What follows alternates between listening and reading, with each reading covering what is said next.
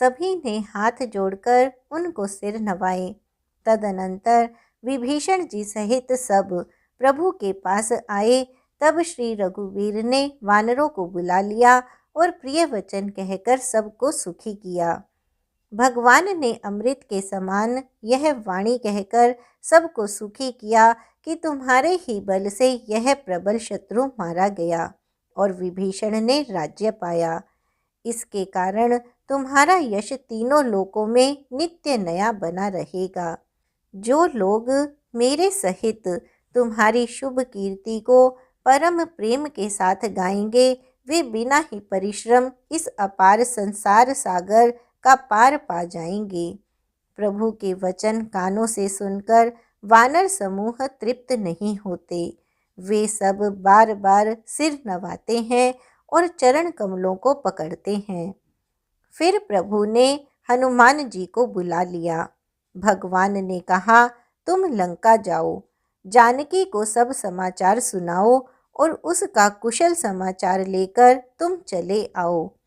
तब हनुमान जी नगर में आए। यह सुनकर राक्षस राक्षसी दौड़े।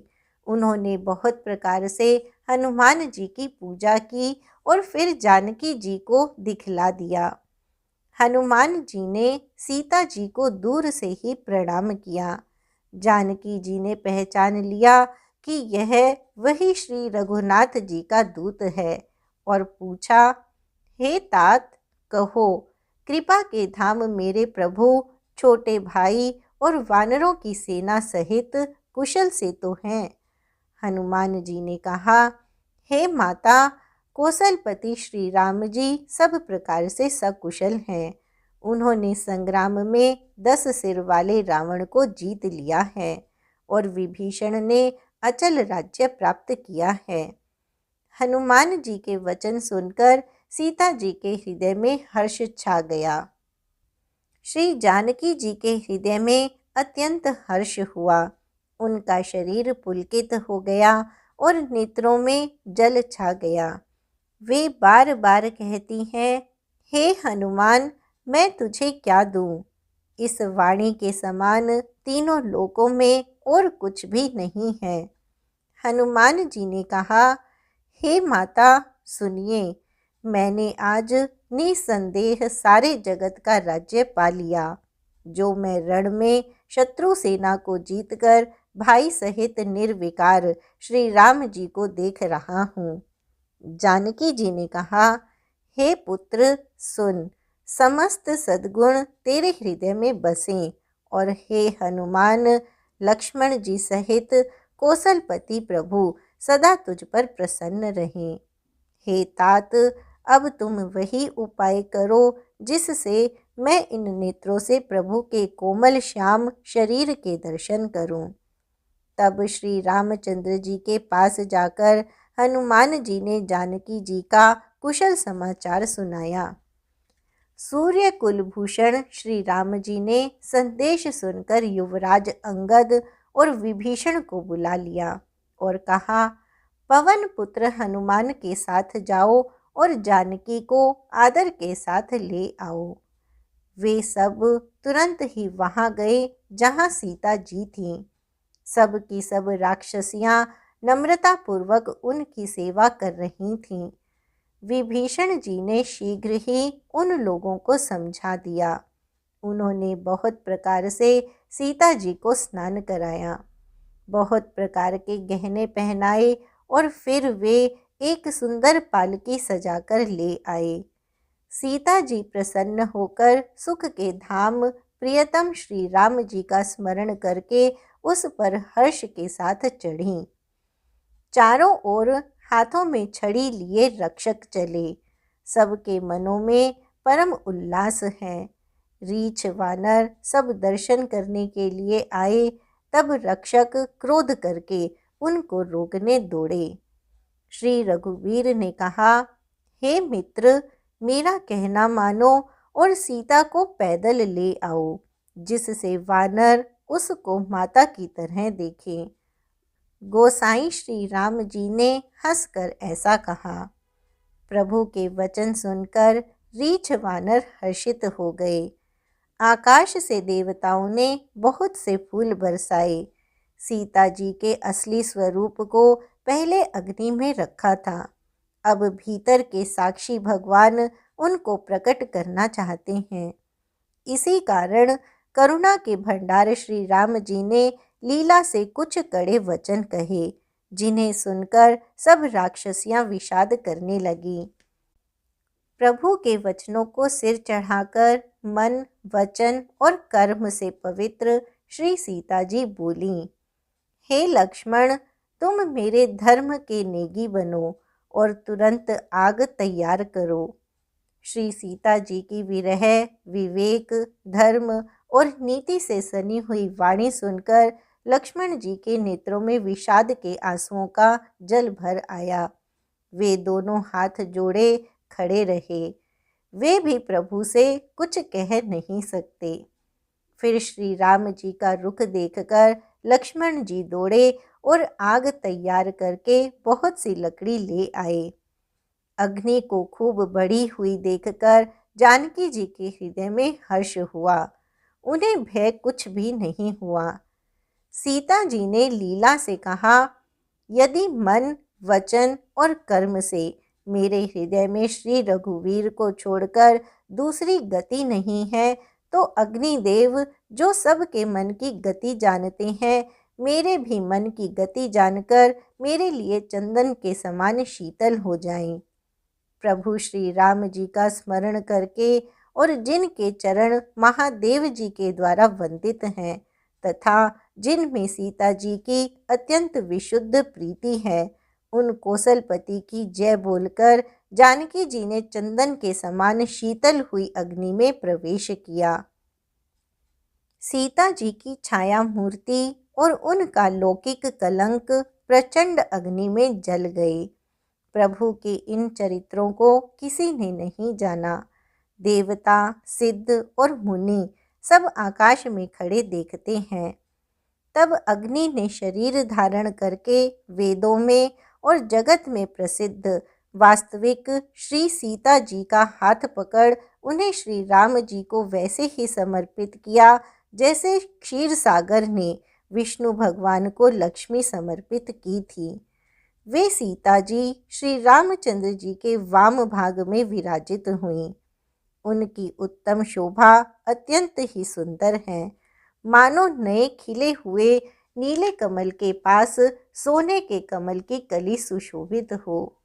देवता हर्षित होकर फूल बरसाने लगे, आकाश में डंके बजने लगे, किन्नर गाने लगे, विमानों पर चढ़ी अप्सराएं नाचने लगीं। श्री जानकी जी सहित प्रभु श्री रामचंद्र जी की अपरिमित और अपार शोभा देखकर रीछ वानर हर्षित हो गए और सुख के सार श्री रघुनाथ जी की जय बोलने लगे।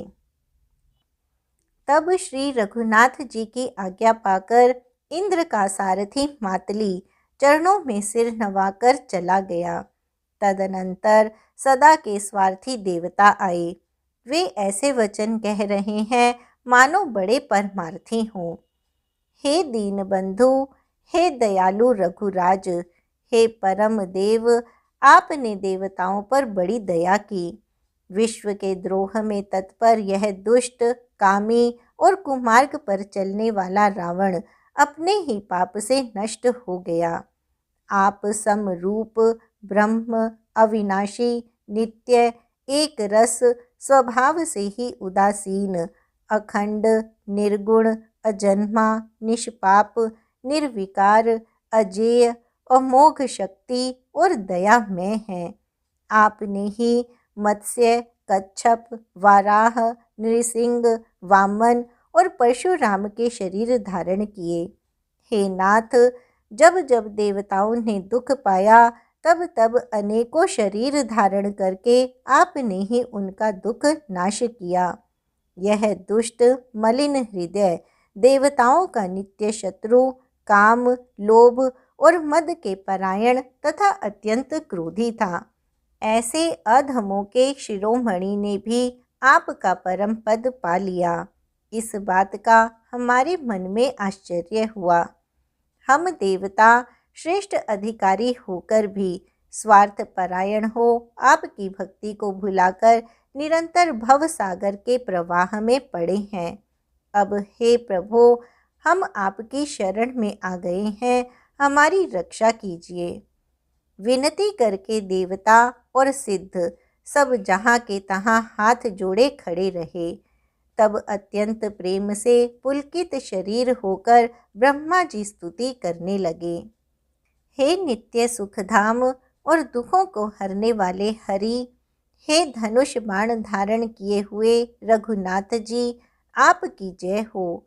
हे प्रभो, आप भव रूपी हाथी को विदीर्ण करने के लिए सिंह के समान हैं। हे नाथ, हे सर्वव्यापक, आप गुणों के समुद्र और परम चतुर हैं। आपके शरीर की अनेकों कामदेवों के समान परंतु अनुपम छवि है। सिद्ध, मुनीश्वर और कवि आपके गुण गाते रहते हैं। आपका यश पवित्र है। आपने रावण रूपी महासर्प को गरुड़ की तरह क्रोध करके पकड़ लिया।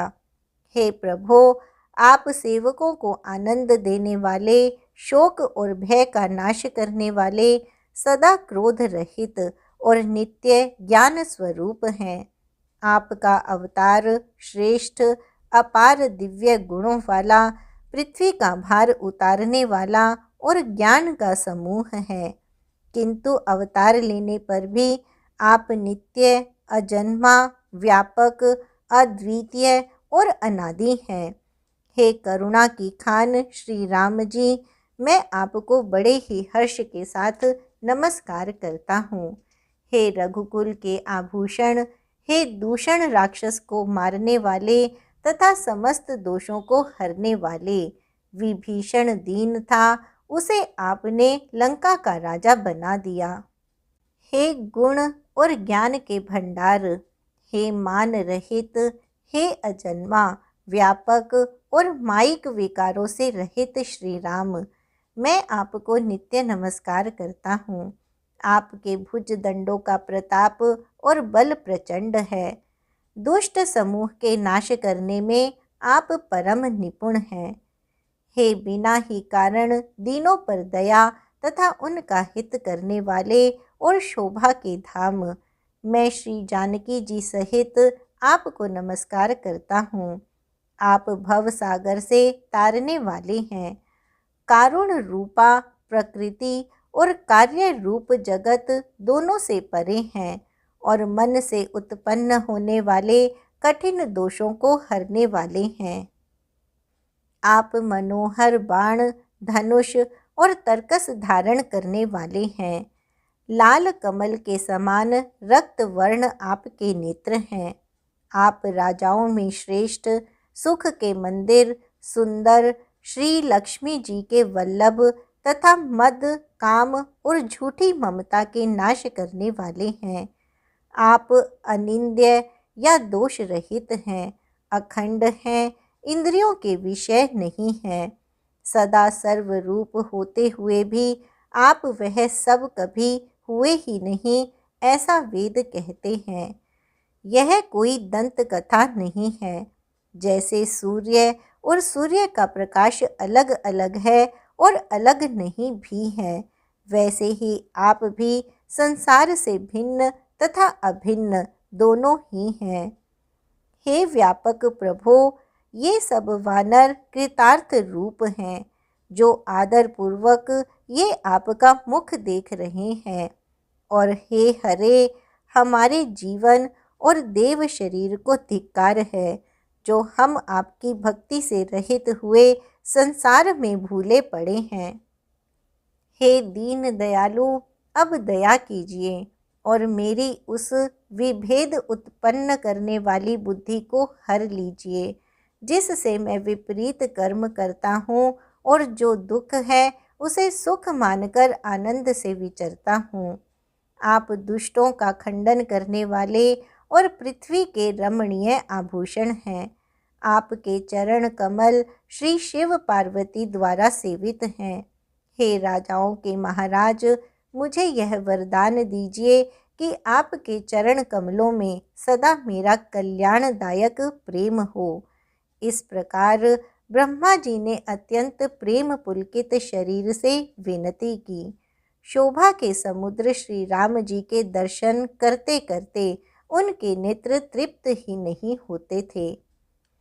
उसी समय दशरथ जी वहां आए। पुत्र श्री राम जी को देखकर उनके नेत्रों में प्रेम अश्रुओं का जल छा गया। छोटे भाई लक्ष्मण जी सहित प्रभु ने उनकी वंदना की और तब पिता ने उनको आशीर्वाद दिया। श्री राम जी ने कहा, हे तात, यह सब आपके पुण्यों का प्रभाव है जो मैंने अजेय राक्षस राज को जीत लिया। पुत्र के वचन सुनकर उनकी प्रीति अत्यंत बढ़ गई। नेत्रों में जल छा गया और रोमावली खड़ी हो गई।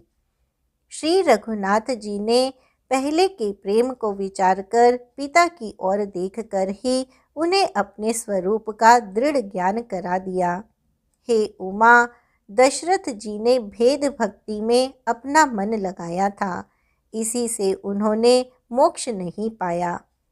माया रहित सच्चिदानंद में स्वरूप भूत दिव्य गुण युक्त सगुण स्वरूप की उपासना करने वाले भक्त इस प्रकार का मोक्ष लेते भी नहीं। उनको श्री राम जी अपनी भक्ति देते हैं। प्रभु को इष्ट बुद्धि से बार बार प्रणाम करके दशरथ जी हर्षित होकर देवलोक को चले गए। छोटे भाई लक्ष्मण जी और जानकी जी सहित परम कुशल प्रभु श्री कौशलाधीश की शोभा देखकर देवराज इंद्र मन में हर्षित होकर स्तुति करने लगे। शोभा के धाम शरणागत को विश्राम देने वाले श्रेष्ठ तर्कस, धनुष और बाण धारण किए हुए प्रबल प्रतापी भुज दंडों वाले श्री रामचंद्र जी की जय हो। हे खर और दूषण के शत्रु और राक्षसों की सेना के मर्दन करने वाले, आपकी जय हो। हे नाथ, आपने इस दुष्ट को मारा जिससे सब देवता सनाथ हो गए। हे भूमि का हार हरने वाले, हे अपार श्रेष्ठ महिमा वाले, आपकी जय हो। हे रावण के शत्रु, हे कृपालु, आपकी जय हो। आपने राक्षसों को बेहाल कर दिया। लंकापति रावण को अपने बल का बहुत घमंड था। उसने देवता और गंधर्व सभी को अपने वश में कर लिया था और वह मुनि, सिद्ध, मनुष्य, पक्षी और नाग आदि सभी के हठ पूर्वक पीछे पड़ गया था। वह दूसरों से द्रोह करने में तत्पर और अत्यंत दुष्ट था। उस पापी ने वैसा ही फल पाया। अब हे दीनों पर दया करने वाले, हे कमल के समान विशाल नेत्रों वाले, सुनिए। मुझे अत्यंत अभिमान था कि मेरे समान कोई नहीं है, पर अब प्रभु आपके चरण कमलों के दर्शन करने से दुख समूह का देने वाला मेरा वह अभिमान जाता रहा। कोई उन निर्गुण ब्रह्म का ध्यान करते हैं जिन्हें वेद अव्यक्त कहते हैं, परंतु हे राम जी, मुझे तो आपका यह सगुण कौशल राज स्वरूप ही प्रिय लगता है। श्री जानकी जी और छोटे भाई लक्ष्मण जी सहित मेरे हृदय में अपना घर बनाइए। हे रमा निवास, मुझे अपना दास समझिए और अपनी भक्ति दीजिए। हे रमा निवास, हे शरणागत के भय को हरने वाले और उसे सब प्रकार का सुख देने वाले, मुझे अपनी भक्ति दीजिए। हे सुख के धाम, हे अनेकों कामदेवों की छवि वाले रघुकुल के स्वामी श्री रामचंद्र जी, मैं आपको नमस्कार करता हूँ।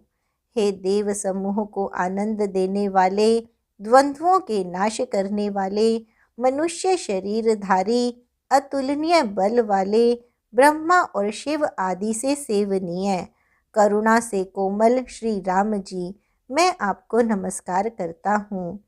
हे कृपालु, अब मेरी ओर कृपा करके देखकर आज्ञा दीजिए कि मैं क्या सेवा करूं। इंद्र के ये प्रिय वचन सुनकर दीन दयालु श्री राम जी बोले, हे देवराज सुनो, हमारे वानर भालू जिन्हें निशाचरों ने मार डाला है पृथ्वी पर पड़े हैं। इन्होंने मेरे हित के लिए अपने प्राण त्याग दिए। हे सुजान देवराज, इन सबको जिला दो। काकभूषुंडी जी कहते हैं, हे गरुड़ सुनिए, प्रभु के ये वचन अत्यंत गहन हैं। ज्ञानी मुनि ही इन्हें जान सकते हैं। प्रभु श्री राम जी त्रिलोकी को मारकर जिला सकते हैं। यहाँ तो उन्होंने केवल इंद्र को बड़ाई दी है। इंद्र ने अमृत बरसाकर वानर भालुओं को जिला दिया। सब हर्षित होकर उठे और प्रभु के पास आए। अमृत की वर्षा दोनों ही दलों पर हुई, पर रीछ वानर ही जीवित हुए, राक्षस नहीं, क्योंकि राक्षसों के मन तो मरते समय रामाकार हो गए थे, अतः वे मुक्त हो गए, उनके भव बंधन छूट गए। किंतु वानर और भालू तो सब देवांश थे, इसलिए वे सब श्री रघुनाथ जी की इच्छा से जीवित हो गए। श्री रामचंद्र जी के समान दीनों का हित करने वाला कौन है, जिन्होंने सारे राक्षसों को मुक्त कर दिया। दुष्ट पापों के घर और कामी रावण ने भी वह गति पाई जिसे श्रेष्ठ मुनि भी नहीं पाते। फूलों की वर्षा करके सब देवता सुंदर विमानों पर चढ़ चढ़कर चले।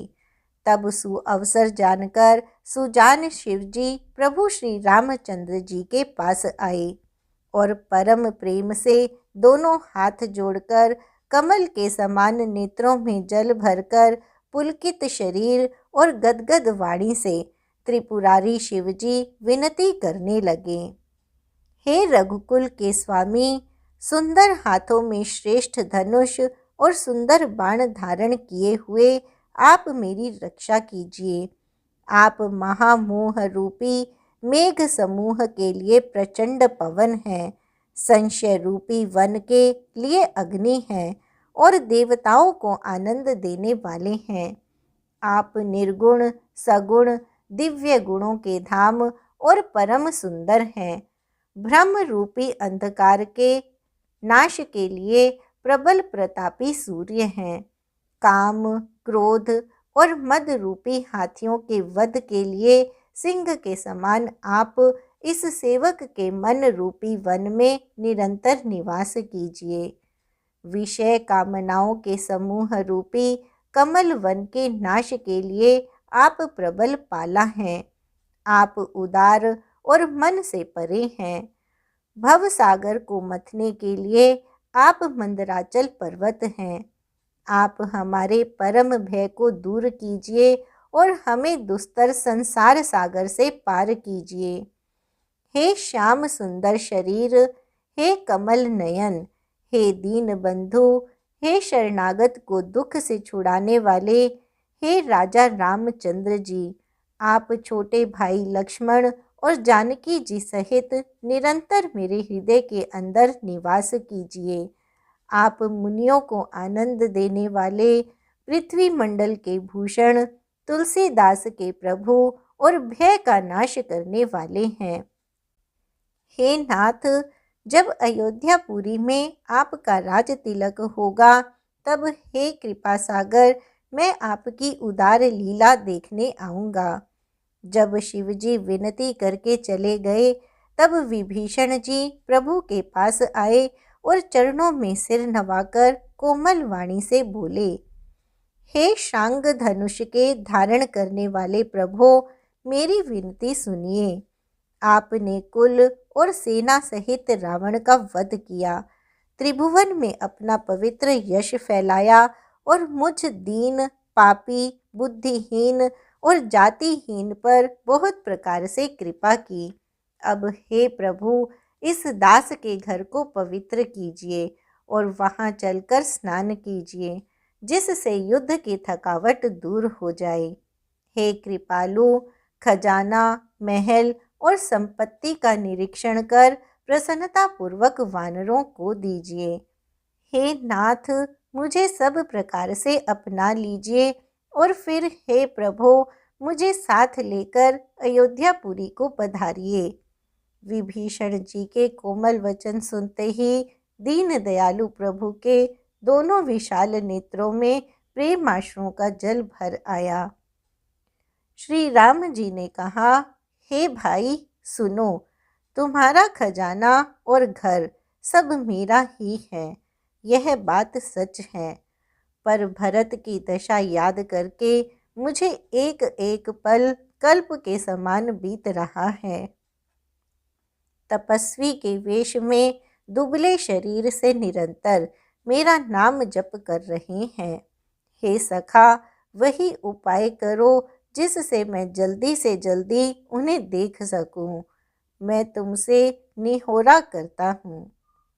यदि अवधि बीत जाने पर जाता हूँ तो भाई को जीता न पाऊंगा।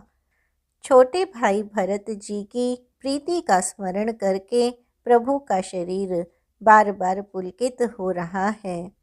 श्री राम जी ने फिर कहा, हे विभीषण, तुम कल्प भर राज्य करना, मन में मेरा निरंतर स्मरण करते रहना, फिर तुम मेरे उस धाम को पा जाओगे जहाँ सब संत जाते हैं। श्री रामचंद्र जी के वचन सुनते ही विभीषण जी ने हर्षित होकर कृपा के धाम श्री राम जी के चरण पकड़ लिए। सभी वानर भालू हर्षित हो गए और प्रभु के चरण पकड़कर उनके निर्मल गुणों का बखान करने लगे। फिर विभीषण जी महल को गए और उन्होंने मणियों के समूहों से और वस्त्रों से विमान को भर लिया। फिर उस पुष्पक विमान को लाकर प्रभु के सामने रखा। तब कृपा सागर श्री राम जी ने हंसकर कहा, हे सखा विभीषण, सुनो, विमान पर चढ़कर आकाश में जाकर वस्त्रों और गहनों को बरसा दो। तब आज्ञा सुनते ही विभीषण जी ने आकाश में जाकर सब मणियों और वस्त्रों को बरसा दिया। जिसके मन को जो अच्छा लगता है वह वही ले लेता है। मणियों को मुंह में लेकर वानर फिर उन्हें खाने की चीज न समझकर उगल देते हैं। यह तमाशा देखकर परम विनोदी और कृपा के धाम श्री राम जी, सीता जी और लक्ष्मण जी सहित हंसने लगे। जिनको मुनि ध्यान में भी नहीं पाते, जिन्हें वेद नेति नेति कहते हैं, वे ही कृपा के समुद्र श्री राम जी वानरों के साथ अनेकों प्रकार के विनोद कर रहे हैं। शिवजी कहते हैं, हे उमा, अनेकों प्रकार के योग, जप, दान, तप, यज्ञ, व्रत और नियम करने पर भी श्री रामचंद्र जी वैसी कृपा नहीं करते जैसी अनन्य प्रेम होने पर करते हैं। भालुओं और वानरों ने कपड़े गहने पाए और उन्हें पहन पहनकर वे श्री रघुनाथ जी के पास आए। अनेकों जातियों के वानरों को देखकर कौशलपति श्री राम जी बार बार हंस रहे हैं। श्री रघुनाथ जी ने कृपा दृष्टि से देखकर सब पर दया की। फिर वे कोमल वचन बोले, हे भाइयों, तुम्हारे ही बल से मैंने रावण को मारा और फिर विभीषण का राज तिलक किया। अब तुम सब अपने अपने घर जाओ, मेरा स्मरण करते रहना और किसी से डरना नहीं। ये वचन सुनते ही सब वानर प्रेम में विह्वल होकर हाथ जोड़कर आदरपूर्वक बोले, प्रभो, आप जो कुछ भी कहें आपको सब सोहता है, पर आपके वचन सुनकर हमको मोह होता है। हे रघुनाथ जी, आप तीनों लोकों के ईश्वर हैं। हम वानरों को दीन जानकर ही आपने सनाथ किया है। प्रभु के ऐसे वचन सुनकर हम लाज के मारे मरे जा रहे हैं। कहीं मच्छर भी गरुड़ का हित कर सकते हैं। श्री राम जी का रुख देखकर रीछ वानर प्रेम में मग्न हो गए। उनके घर जाने की इच्छा नहीं है, परंतु प्रभु की प्रेरणा से सब वानर भालू श्री राम जी के रूप को हृदय में रखकर और अनेकों प्रकार से विनती करके हर्ष और विषाद सहित घर को चले। वानर राज सुग्रीव, नील, रीक्ष राज जाम्बवान, अंगद, नल और हनुमान तथा विभीषण सहित और जो बलवान वानर सेनापति हैं वे कुछ कह नहीं सकते। प्रेमवश नेत्रों में जल भर भर कर नेत्रों का पलक मारना छोड़कर सम्मुख होकर श्री राम जी की ओर देख रहे हैं।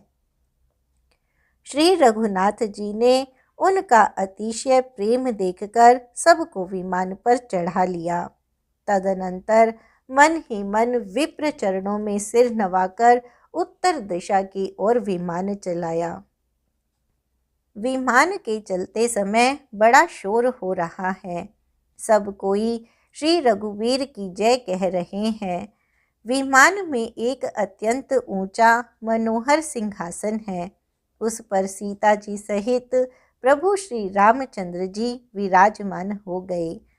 पत्नी सहित श्री राम जी ऐसे सुशोभित हो रहे हैं मानो सुमेरु के शिखर पर बिजली सहित श्याम मेघ हो। सुंदर विमान बड़ी शीघ्रता से चला।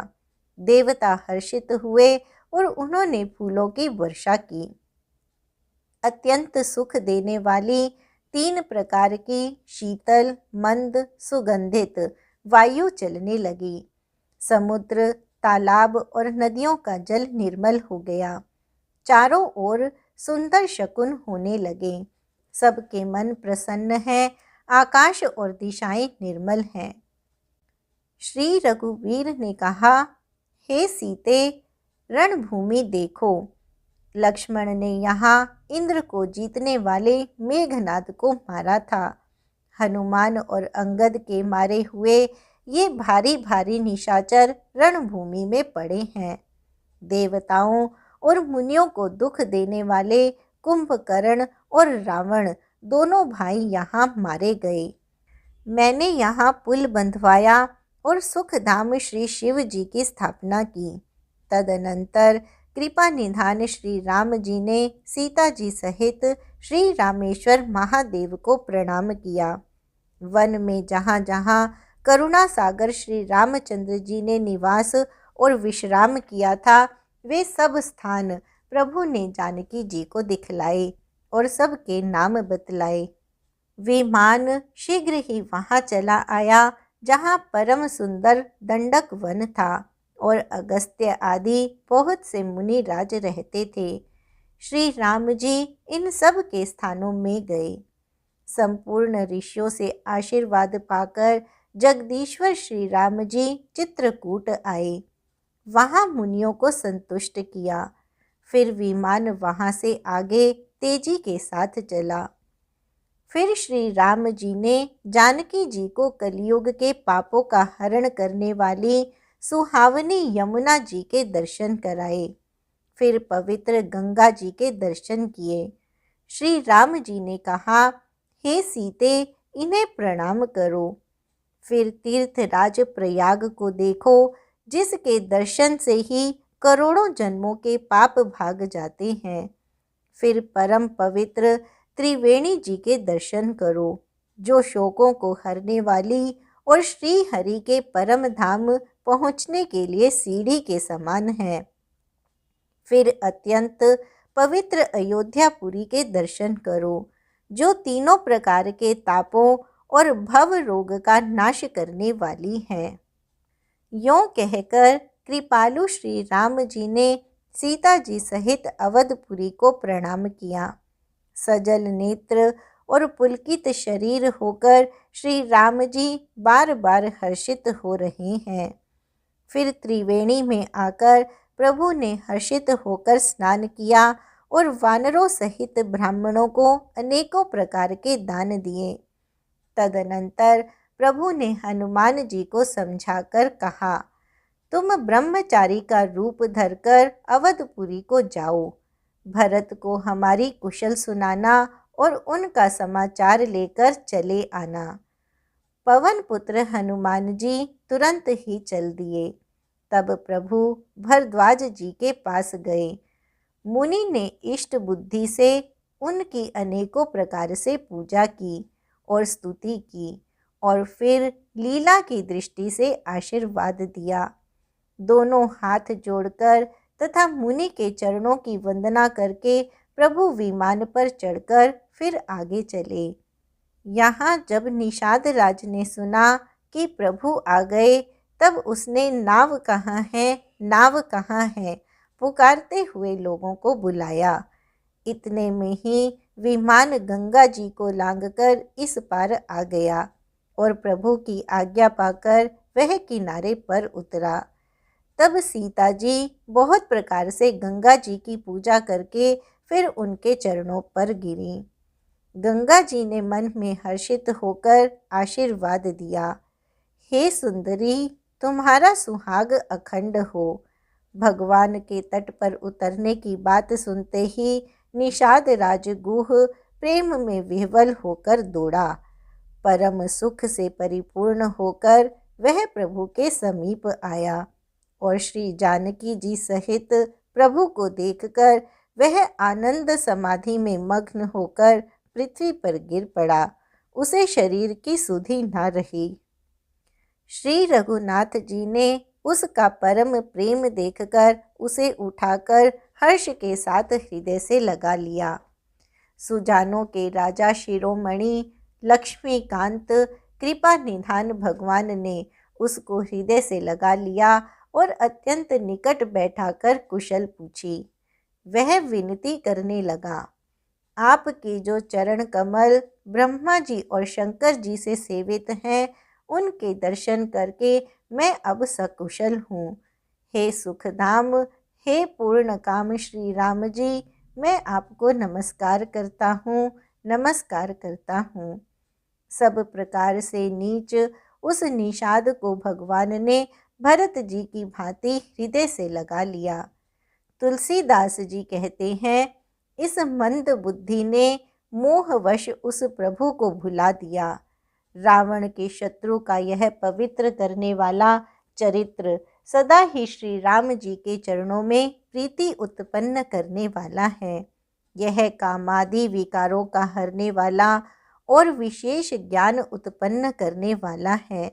देवता, सिद्ध और मुनि आनंदित होकर इसे गाते हैं। जो सुजान लोग श्री रघुवीर की समर विजय संबंधी लीला को सुनते हैं, उनको भगवान नित्य विजय, विवेक और विभूति देते हैं। अरे मन, विचार करके देख, यह कली काल पापों का घर है। इसमें श्री रघुनाथ जी के नाम को छोड़कर पापों से बचने के लिए दूसरा कोई आधार नहीं है।